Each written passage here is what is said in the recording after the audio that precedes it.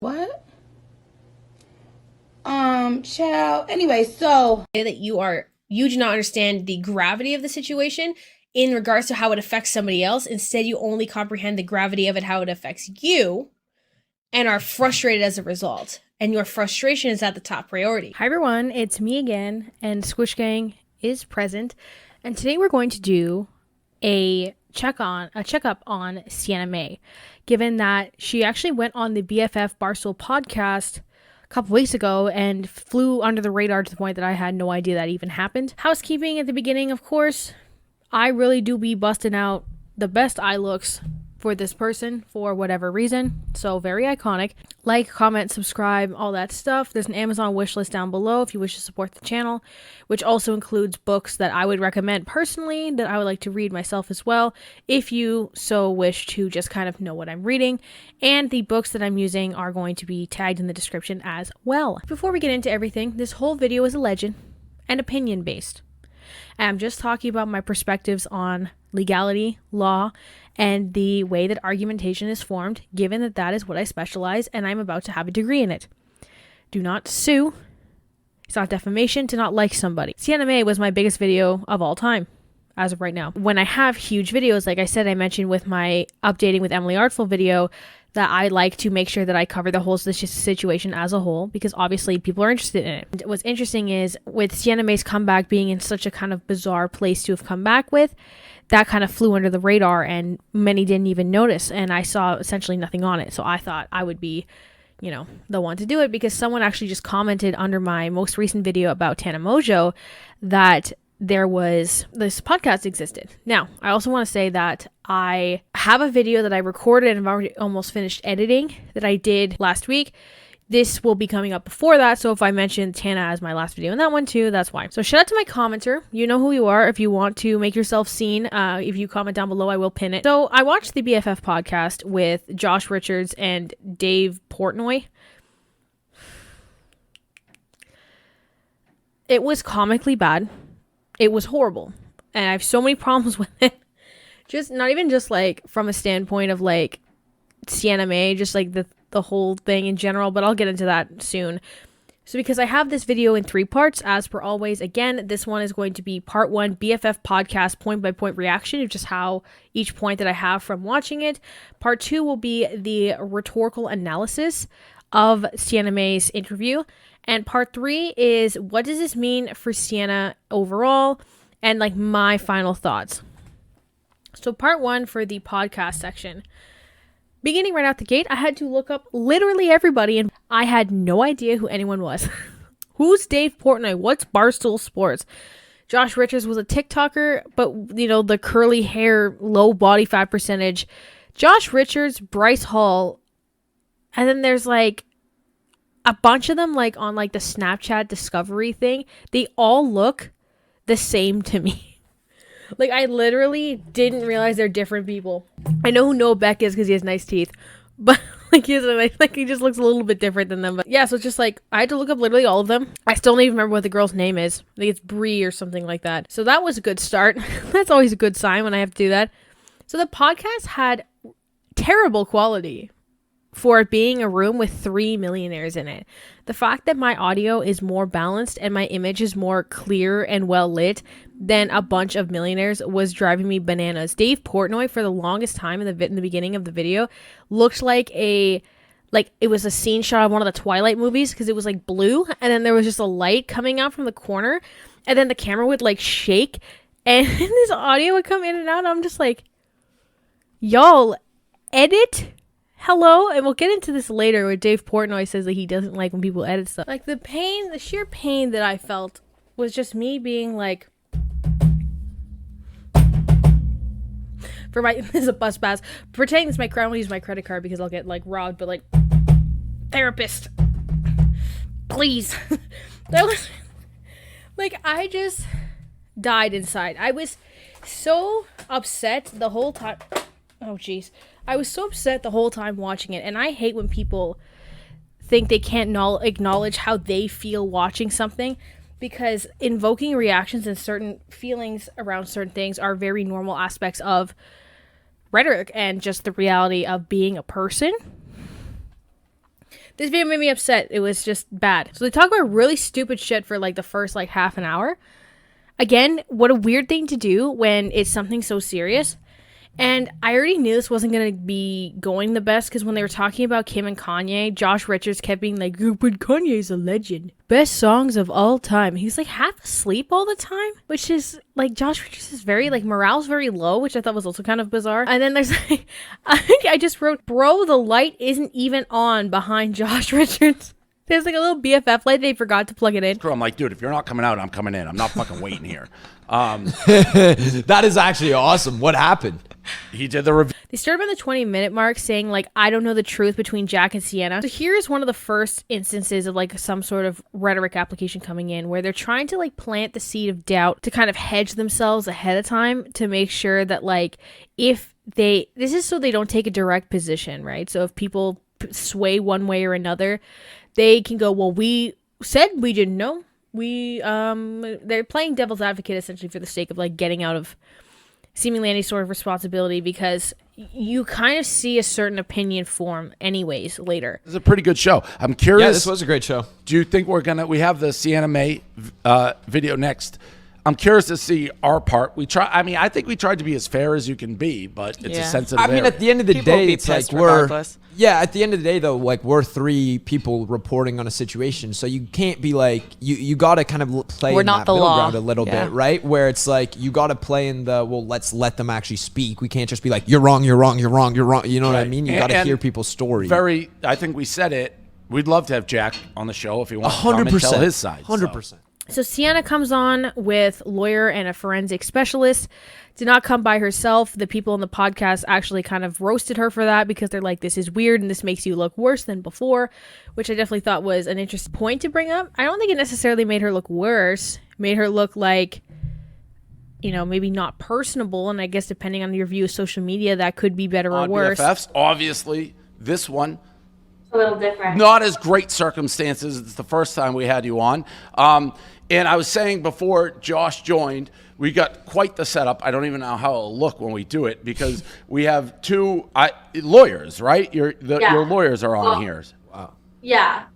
So I actually have my lawyer here. Her name is Julie Gerchick. And then I have a video forensic expert. And he's basically just going to be talking about the video. But yeah. So then they talk about the lawyer who I get such strong scumbag vibes from.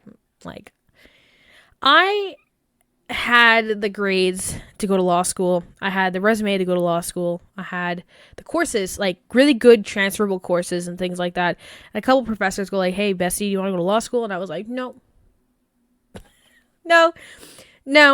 And practices like this and these ideologies that are being presented from people in law like this were kind of a big swaying point for me, because they begin the lawyer begins victim blaming in big words kind of right away, saying things like, with no legal proceedings, there is the lack of responsibility on the part of the defendant, on the accuser. The word slipped my mind, but on Jack Wright, right? There's a lack of responsibility from him, given that he's not filing legal proceedings for this or like trying to sue or anything. Despite the fact that like all the law stuff that kept getting brought up was Sienna Mae saying she was going to sue everybody who criticizes her, right? Or people who bought the TikTok account. And that's really the point. There has been no police report filed. There has been no police investigation. There's been no civil complaint filed. There has been absolutely nothing by way of an investigation or any kind of legal proceeding filed. Honestly, at the end of the day, this is all just a video online. Right. So then that begs the question, if there hasn't been a legal issue, like, why are you here? She can't, like, there's nothing going on. She could theoretically answer for herself. Because obviously there have been allegations made, right? Obviously there have been legal allegations made. And at this point, after so long of just going back and forth online, and it's all just social media talking back and forth, it's time to actually bring in some professionals who are going to talk about what's really real. And what's real is that there's nothing out there. Okay. So then Dave says that this shit is weird, that the fact that the lawyer and everything came on. This is one of the few points where I'm like, yeah, Dave, good job, because I actually have a bunch of like never mind Dave sucks written in here. Sienna Mae also says like now it's serious, but while like kind of smiling, which is weird because I think there's a satisfaction coming from her of like that she's gonna put everyone in their place. This is very like Gabby Hanna's like redemption series energy, which I thought was really interesting, especially because like they make a whole point to disprove the video, but then I'm going to show how weak the rhetoric of that forensics video was because I know what they were doing, which I hate like. One of the things about studying rhetoric, and I know this is going to sound cringe, when you know why people are doing things and what tactics they're using to do things, it makes it so much worse. It like lifts a veil. It's like when people who study criminology watch like NCIS and they're like, oh. They're like, you know, people who are professionals in forensics and they're like, God, this is awful. So when I see lawyers or forensic specialists doing their like, you know, legal stuff and their kind of scumbaggy mentality, I notice and it drives me bananas. Because even though I just have an undergrad, I do run this channel, so I do a lot more rhetoric and readings and stuff like on my own time as well. So like how a lot of people will have they'll specialize in something or they'll have a lot of knowledge on something even though they don't necessarily study it. I do like that amount of work plus actually studying it. So I know what's going on, and it just makes me upsetty spaghetti. Sienna Mae says it's not worth it to her anymore. You can just play on someone's allegations as just fake and it being some sort of joke, which Jack Wright has taken a hit for people seeing him as a strong person. Because people like and before people go, well, Jack Wright's video had good response. That's true, and I appreciate that. But there were people in my comments being like, Jack's not a man for letting this happen. So there's obviously going to be a lot of. I remember Hassan's chat too when he was reviewing it had a lot of that ideology as well. Like Jack Wright's taking a hit. Sienna Mae saying that this was just an act of like clout chasing essentially, and that he faces nothing as a result. And there's no like he could have only benefited from this, which is so weird, especially coming from a girl recognizing positions in these situations. Because if she did something like this, how she could take she knows what type of hit that she'd take. And I know obviously she's getting, like, Sienna's getting most of the flack. Like, I totally get that. But I'm saying it like Jack would have only benefited makes no sense because you know that that's not true. Then Dave says, after he watched Dave Portnoy says when he watched the video, and he's like, well, I would have let my girlfriend do that to me. So what's the problem? Just tell us you're desperate, girl. Tell us you're desperate and you don't know what consent is. Because that's just what the fuck. That's like the super Christian people being like, there's no such thing as marital assault. Sienna calls commentary cyberbullying, says everyone's cyberbullying her for making opinions on it. Also, of course, I'm going to mention that, of course, Sienna was actually cyberbullied with all the threats and stuff like that. But at the same time, you are threatening people constantly with your far more money and power than them and saying that that is entirely justifiable, even though a lot of these threats are unwarranted. So it's on one end, it's like, okay, well, I get like that you're being, nobody should get death threats really over anything. But at the same time, you are threatening people with your wealth and power. So, and then in your way, threatening people with way more repercussion than the other way. And you're going, that's totally justifiable. This just doesn't make sense. This like cycle of perpetuating threat that she's going through, and then victimization at the same time, is I think one of the biggest crushes in her like attempted redemption arc, but also what made Jack's video so much more believable, because the behaviors that he was demonstrating she presents herself through her own content. Literally says that the lawyers are there for the sake of quieting people down. Do you think like bringing in the lawyer team and everything, do you think that's going to bring more attention to the situation, or do you think that's to like kind of quiet people down, or it's going to quiet people down? I think it is going to quiet people down, because it's just like, I literally have my lawyer sitting right here next to me telling you guys and whoever's going to see this now that there's nothing being done. Like, you can't just claim with no credible proof, because yeah, you guys have never had anything like this on BFF. They try to spin the idea, it feels like to me, allegedly, that having the lawyer means that it is because Sienna's right. Because they talk about reputation of forensic specialists and lawyers, that if they're siding with the wrong person, that it could soil their reputation. I come with this point. O.J. Simpson had a lawyer. R. Kelly had a lawyer. Harvey Weinstein had a lawyer. You're trying to tell me that lawyers and specialists, Trump had lawyers and specialists attempting to bring up the idea of election fraud. So you're trying to tell me that legal systems are only of the sake of morality and that it doesn't involve capital? That you wouldn't jump to represent a millionaire client over a middle-class client. And that is just because Sienna is ultimately right that you guys are working with her? He said, she said. So that's not my department. I don't deal with what people say to each other, post online with regards to their comments. I deal with the video evidence. Somebody wants to make a statement, fine. They can say what they want to say. But then if they put a video out there and they say, well, this video is going to be used to support my statements. Okay, so that's where I come in. And that's kind of what it seems like might have happened here. Somebody puts a video online and says, this video is going to be used to support my accusations. So I was asked to determine, well, does this video do that? Can this video be used as credible evidence to support the accusations? And I analyzed it. I looked at it. I looked at lots of different components about it.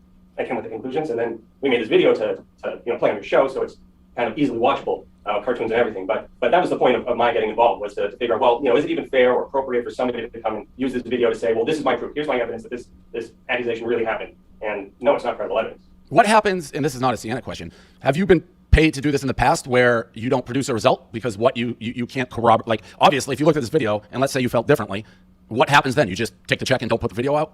So let me just jump in for a second. This happens all the time with experts that are hired for any kind of legal matter. At the end of the day, you are hired and you are paid for your expert opinion, whether you happen to end up agreeing or not agreeing. And that's really important because otherwise you wouldn't survive in a court of law. You wouldn't survive in this business. Right. So in that case, any court case, obviously he wouldn't be used again. It just would never be brought up. Credibility. And credibility is the name of the game, whether you're on TikTok or in a courtroom. Okay, sure. That's one of my biggest frustrations with law, like lawyers and legal people as a concept, in the way that they deliver things in a lot of court documents and court hearings, right? Is that legality and morality are not intertwined. There are lots of laws that promote moral behavior, such as do not kill people or do not steal, but there are also many laws benefiting others over marginalized people that are not moral and are supported in ways that are immoral as well. Legality and morality are not the same thing. And that's what a lot of this felt like it was spinning, was because there's no attempted legal action off Jack, that they're not working towards like the moral answer, thus they could have been, that he had to have been lying. This is the same thing that happened in Sienna's video. They're victim blaming, and they have conversations of defamation, which makes sense that the lawyer's there. And then Dave's like, "Oh, well, I like threaten people when they're when sponsorships drop. I threatened to blast them that they dropped me and all this type of stuff." So it's like, allegedly, I don't like Dave Portnoy, allegedly. He said these are just my opinions that I'm allowed to have. The same exact argument that Sienna had. Why, if I SA'd them or whatever, that they still talk to me? Like the fact that that's not a common part of the cycle of abuse, being worried and unable to break apart these bonds because of worry of societal flack from friends and family, issues with working again, things like that. Because like if Jack dropped her, maybe he could have lost brand deals and stuff, the things that he supports his life with. Now, do I think brand deals are more important than like your life? No, of course I don't. But I'm just saying there's many different parameters that would have that could have potentially come in here. The fact that they predicted my last video, I'll put a clip in if I find it, but that literally Sienna was gonna say, "Oh, well, I did all that silly stuff when I was a kid." The whole truth to anyone who will listen. I think she's manipulating the fact that like the internet will forget about things really quickly. And this whole adult status thing makes no sense to me. I don't know where this mentality comes from, that the second you turn 18, you just switch into like a 40-year-old. It's so bizarre. Like I said, I wouldn't even really call myself an adult, except for the fact that I have like a credit score, you know? Because she turned 18 like a month ago. She literally said like, well, I was just a 16-year-old kid. I was just a 17-year-old kid. Now that I'm an adult, I have to face the music or whatever. I'm like, I just play this game and go back and forth where we would kiss. Also, I just want to reiterate, we never had sex. We literally never did anything other than kiss. And like most of it is seen on the internet. Like you can find videos and TikToks of it. But what I was going to say is, what was I going to say? Well, I was asking, I was like, so you said you really kind of fell for him, you're in love with him, and you don't think he felt the way now you're saying that looking back. I was wondering, did you realize that in real time, continue to pursue, or you didn't realize it? So we would always have this kind of like back and forth where we would like, I'd be like, Jack, like, I really like you. And then he would be kind of just like, oh, like, I just want to like feel things out right now. Let's just like keep making videos, keep doing content, keep traveling together, just kind of like play it out. We'll see where things go. And I was like, oh, okay, like, that's cool. I'm stoked with it. Like, I was only 16 and I feel like I was just like, just happy, like making videos, making TikToks. This was all new, making like, just doing stuff. And just so ridiculous. It's like, it's just funny how well rounded my predictions were for if she were to address it again later. So Sienna talks about the story of like her taking her clothes off and climbing into bed with Jack Wright, then doesn't finish it and says, oh, I have a story, and then goes to the situation with the bathroom and says that like we went in to talk and then he kissed me. No, I kissed him and he kissed me back. Her entire justification for things is just he kissed me back, as if that proves anything, supports anything, and it would be an undeniable claim, allegedly. Cause like, and yeah, the lawyer's just like spewing just, bleh. Like I said, I know lawyers are bad. Like, law as a practice is admirable. It's really hard to do too. Law school is really hard, and I get that. But then in law, there has to be people that support scummy people, because that's like your whole right to free trial thing, right? And just like lawyers like that lady are like, why I'm like, I don't want to do it, because I'm always on that end of being worried that I'd be put into a place like that I don't know if I could do that. Also, like, I cry and people yell at me, so that doesn't help either. Okay, so then the forensics man comes in, says the video is heavily altered, uses a bunch of arrows, doesn't explain how it's altered. Now, this video is altered, like this one, because I cut out me yawning. I cut out me stuttering, because I don't like filming, and it makes me very anxious, so I stutter a lot, and I do a lot of ums. There's so many ums I cut, it's actually ridiculous. Regardless, I repeat words and do those types of things, I cut them. So this video is altered. Every video on YouTube, more or less, is altered, because I know obviously there's some people who don't edit at all, but even then, if you don't see them like turn the camera on and turn the camera off, it's edited, because you have to at least cut that part, right? Perform an analysis on a cell phone video posted to social media. I was asked if the video can be used as credible evidence of the accusations against Ms. Gomez. In short, no. The posted video is not credible evidence of these accusations. Here are some points that led to this conclusion. Let's discuss the length of the video. It is very short. In fact, it is only about 2.5 seconds. What happened in the moments before this or after this? No one knows, since video before and after these 2.5 seconds was not posted. Certainly, what happens in the seconds immediately before and immediately after this video are very important to understanding what is really going on between Ms. Gomez and Mr. Wright. This video gives us no context at all. The video component of the post that is on social media has been altered from when it was originally recorded. We also know that the audio is not original and has also been altered. Therefore, we don't even know and can't tell what the original video actually looks or sounds like. Now let's also consider what we can see of Ms. Gomez's hand and body position. Her right arm is hanging down by her side. There is almost no bend in her right elbow. If we follow her arm down from her shoulder, past her elbow, and to where it is most likely positioned, it appears to be positioned on the right leg of Mr. Wright. So what does this tell us about the posted video? The video is not original. The video has been heavily altered. The video provides no context to the events. The video is not credible evidence of the accusations against Ms. Gomez. I feel like that's what me and you did, Dave. We could be fucking forensic people. The parameters of which something can be edited or altered. So the thing is too, right? The video's uploaded in like, there's like, what are the app called? One Shot or whatever? There's like that app where you have like the videos recorded this way. Portrait? Yeah. They're recording portrait, right? So you put them on this like background thingy so they're like square. That is an alteration. Then it's just, there's so many things that make a video altered. A filter can make it altered. A watermark makes it altered. Things that don't affect the content. And I can't put the TikTok in because people claim it. So it's hard to, but kind of every video is altered. So like, what do you mean? It's just a bunch of arrows. The actions aren't manipulated. It's not animated. So I don't understand what crux this argument's on. Because then they have like a little thing at the end, this like super dramatic video that says, 1, the video is not original. 2, the video has been heavily altered. Those are the same. That's the same argument. It's not like, that literally means the same thing. 1, it's not the video, like, so point 1, like 1, the video is not original means the video is not the raw file. 2, the video has been altered means the raw file has been edited. Like, 3, the video provides no context to the event. Jack Wright provides content in his video, talks about it a lot. So did everybody else. That means nothing to you. Love that for us.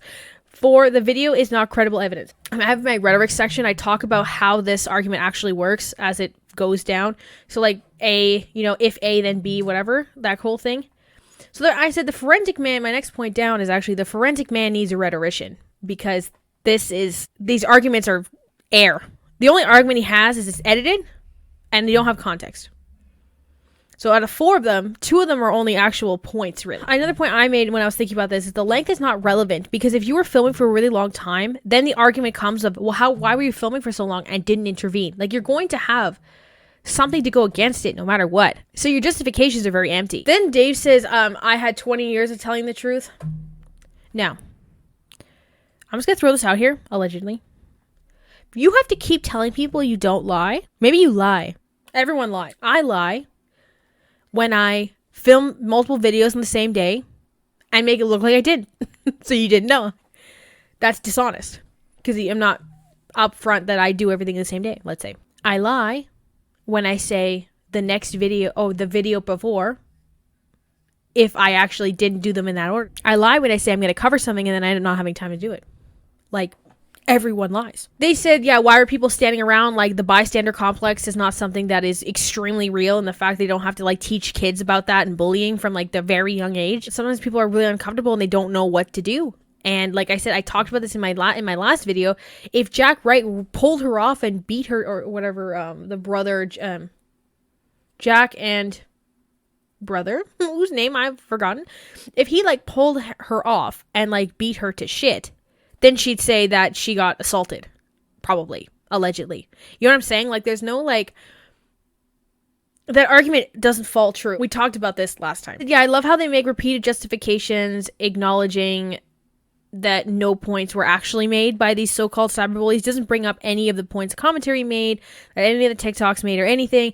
Just dismisses it all. They've just kind of grouped all criticism into the same box. They grouped all criticism into the same box. Then I mentioned again, legality and morality are not necessarily intertwined.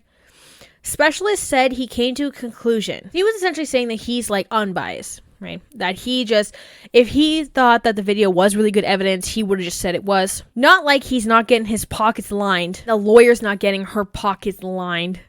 And they're talking about how, like, reputation is important. Because of how intertwined legality and capital are, I'm not the biggest believer in that. That's all I'm gonna say. Then Dave says that Jack's video shows it's dishonest by the amount of jump cuts in it. Said, why are jump cuts lies, Dave? Because he said, I'm telling the truth, because when I speak in a stream of consciousness. Now, I've seen many of forensic videos talking about how liars will just keep talking and talking and talking, making a point to fill every detail in an unrealistic amount, to make it seem like they're telling the truth. Now, does that sound like a stream of consciousness, Dave? That sounds like a stream of consciousness, bestie. That's all I'm going to say. I hate when people try to say something is dishonest by the amount of jump cuts. I think that is a baseless argument that doesn't really come into any form of reality. My videos have a lot of jump cuts, like I said. I'm very anxious. I don't like filming. I have a lot go wrong. I have a ton of roommates, so there's always a noise. So there's a lot of reasons I have to cut. That doesn't make my videos inherently dishonest. It doesn't make sense. That's such a baseless claim, and it drives me nuts. Dave Portnoy talks about when brands pull out, that he puts them on blast. And then I said, interesting to come back to have your comeback be to one of the only groups that supported you, instead of coming back on your own, like, on your own platforms with your own backing. A lot of this podcast is like the 3 of them being like, well, I always felt like that video was fake. I always felt like kind of blowing smoke up her ass. And they did that a lot, and it's just kind of gross. Like I said, I'm almost inclined to have an alleged feeling that there's, like, an element of wanting to be contrarian and fill the gap of Sienna fans for the highest profit margins possible. I'm happy that they at least mentioned that it was possible that they could be swayed if they were able to talk to Jack. I appreciate that acknowledgement. They say that, like, there should be no reason to have a stance. No one should have a stance, which is literally against human condition. Everyone has opinions on things. It is literally an instantaneous reaction to see 2 things happen and have any thought on it. You can say you have an opinion, but there's always, or you don't have an opinion, there's always some direction that you tilt in a little bit. They said they get crucified when they talk about Sienna in this way. If you put content out and you're criticized, that's not crucifixion. That is a normal aspect of human interaction. So stop. You're literally, all of you could never work another day in your life. Look, a couple YouTube comments are the least of your problems. In my humble, not very nice opinion today. I'm kind of grumpy. Now, part 2, rhetoric breakdown. So I have a couple of highlight sections from before that when I was like going through that were good rhetoric points. I'm just going to briefly talk about them. My biggest point's going to be regarding that forensic video with the dot jots at the end. Devil's advocate. Okay, how they're trying to play the devil's advocate. I said that they're hedging their argument ahead of time. I think to have some sort of idea of being a contrarian, I talked about this in my YouTube Commentary Bros contrarian video, that there's always a market for the fan base of the person that is disliked, and that sometimes the people want to be able to fill it for the sake of being able to say that they were in this position. If something crazy switches up, maybe like the 2019 Bi Sister situation. So I think that they're doing this for the sake of filling a mold. People will try to seem unbiased while being blatantly biased for the sake of a moral grandstand a lot of the time as well. Now, again, this section is my opinion and is alleged. Everything I'm saying, I don't know anything. I'm nothing but a dumb young lady doing the undergrad thing. I don't know anything about anything. I don't know anybody. Well, I have a point about when Sienna kind of grins and says, now this is serious, and brings in lawyer. So I just said, repeating the notion that legal action aligns with morality doesn't actually make any sense, because no action of law must be done to confirm an event. That is not a concept of reality. That it's like a clock. If you have a clock on the wall, right? If I change the time on the clock, it doesn't change the time of the world. If I take my alarm clock that I have over here, it says 12:37 on it or whatever. If I turn that to 5:37, it doesn't make it 5:37. Same thing as just because something has been reported to the police doesn't mean that it did or did not happen. There are false claims and there are claims that are never made. There are legal action that is never taken. That does not confirm or deny the events. For lawyers to pretend that that's the reality is just for the sake of justification of their own points and their own profession. Again, I don't just inherently hate lawyers. As coming across I'm very pessimistic. What I hate is scumbag multi-million attorneys like this, like those very stereotypically grimy sounding lawyers. This is a common yet blatantly incorrect and easily dismantleable argument that reality is not set in law. Laws are made up constructs of certain societies. They do not dictate reality. Now, Dave justifying unconsensual relationships, I just said placing own desperation and opinions in a decently objective position enforces just poor cycles of masculinity that we talked about with Jack, right? Where I said it's really brave of him, because when you have conventionally attractive women throwing themselves at you, and even if you do not want the advances and then they are put onto you regardless, you're called like a weak man for not taking them, despite the fact that you can still not want to, just like anybody else. Point with when Sienna calls commentary as a concept cyberbullying. This is from the rhetorician Blair. Okay. So Blair was a rhetorician who did lectures, taught rhetoric themselves. Blair concluded his lectures on style by focusing on different types of style and ways of creating effective style. Some of the rules Blair provided for creating an effective style include rhetors, which rhetors are anybody making arguments, right? So Sienna's here with two people who studied rhetoric, whether directly or indirectly through legal studies or whatever. And her position, she's trying to argue for herself, so she's a rhetor in her own right. Rhetors should have knowledge about the subject of which they are writing or speaking, Blair explained. The foundation of all good style is a good sense accompanied with lively imagination. Blair here reiterated a point made earlier, that to have effective style, one must have clear thoughts on the subject. So they do present clear thoughts, they're just not very good ones, allegedly. Writers should expose themselves to the best writers and speakers, Blair wrote. This is a requisite, both in order to form just taste and style, and to supply us with a full stock of words on every subject. Students of style should not simply imitate the style of great authors. Placing yourself with the best redders. In this case, Sienna is placing herself with the legal team that she has.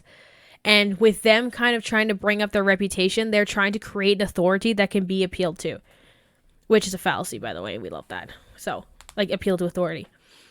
Redders should adapt their style to the situation and audience, he noted.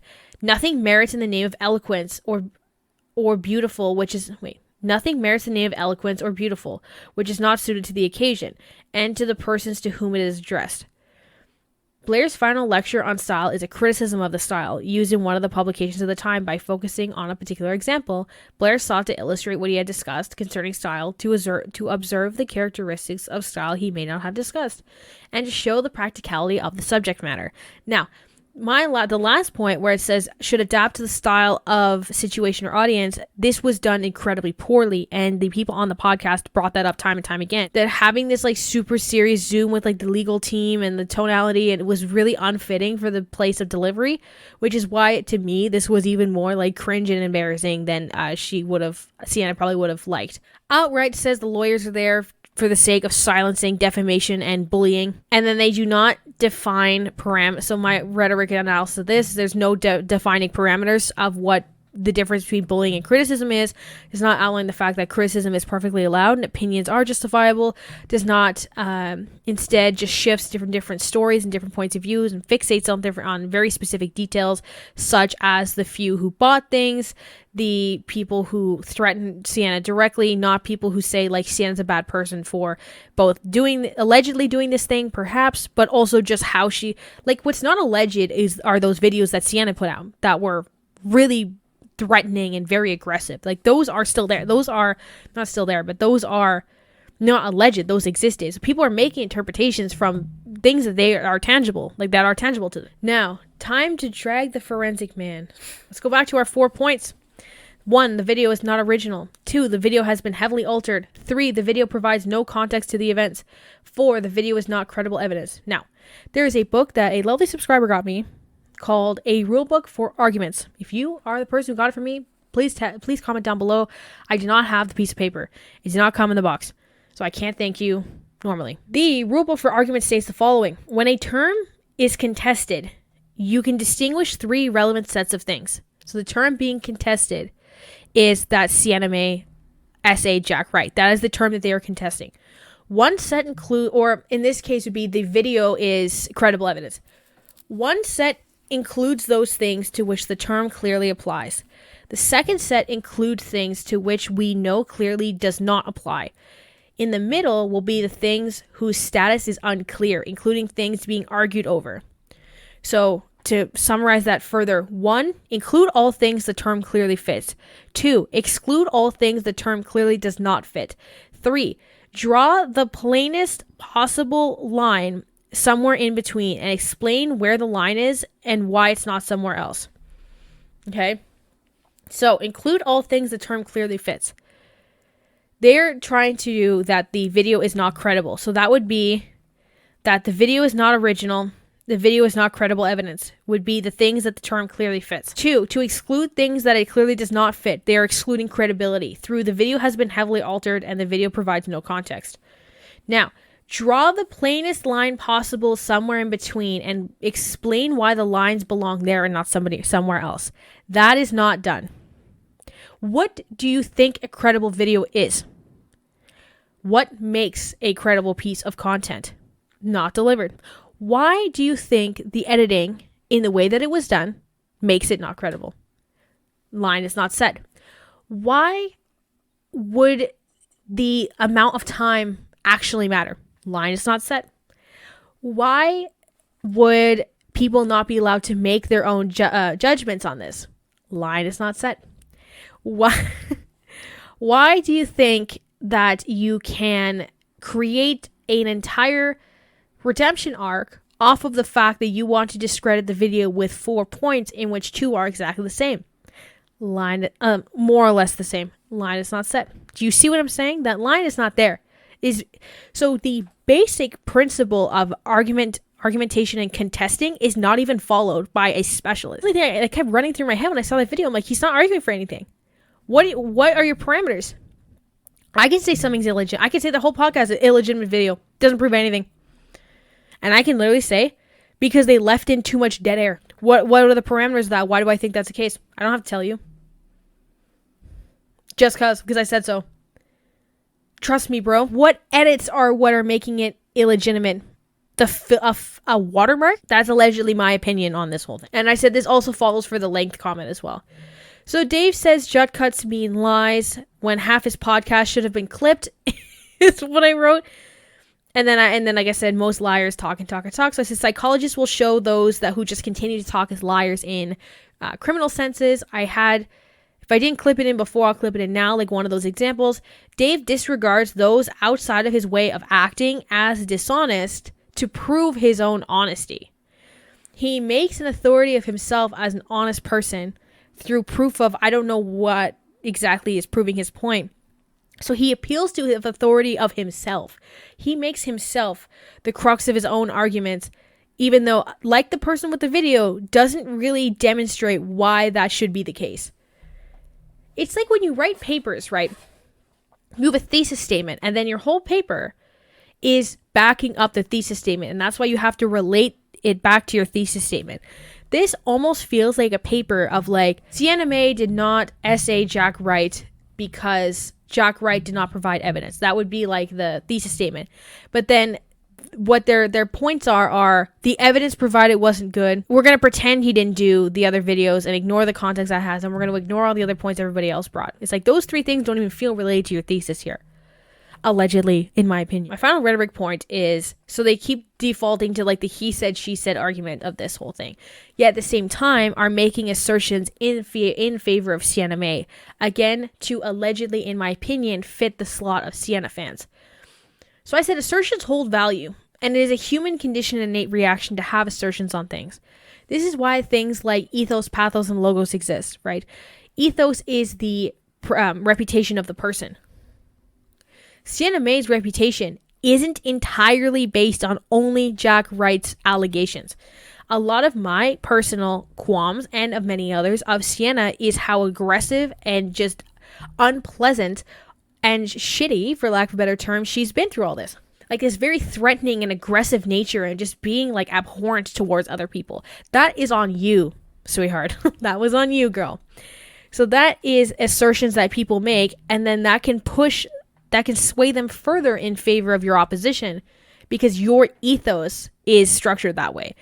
And those feelings I have, those qualms, that like angry feeling I get when I see you delivering things in this way are my own pathos. And those intertwine with my assertion. Then you have your logos, like your more logical form, right? Which is like proof based. Well, then that's when you evaluate things like the original video and Jack Wright's video and everything else.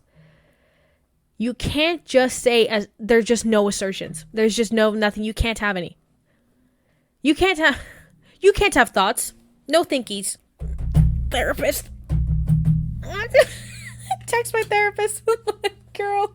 Part 3, my final thoughts. We're going to do this really quick. This video's been going on for a long time. Horrible people, allegedly, are the company they keep. Having some of the ditziest people I've seen in a long time talking about things in general in a way that is very ill-informed and put together seemingly pretty poorly with no chemistry at all. This podcast is like the least chemistry I think I have ever seen in a group of people. Like this makes FaZe Banks and Keemstar look like Jack and Rose from the Titanic. Like we're there's just no fluidity. So that made it even like worse to go into.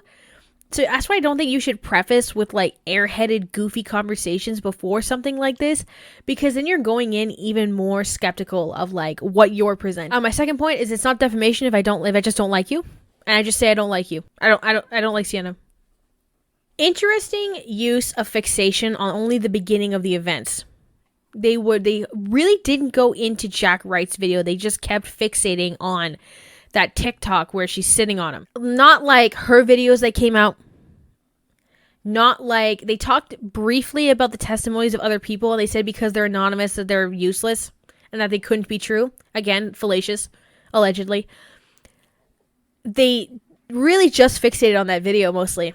So that doesn't do anything for you, in my opinion, allegedly. The only objectively correct thing I think was said in this entire podcast was that the podcast as it functions could not sway opinions.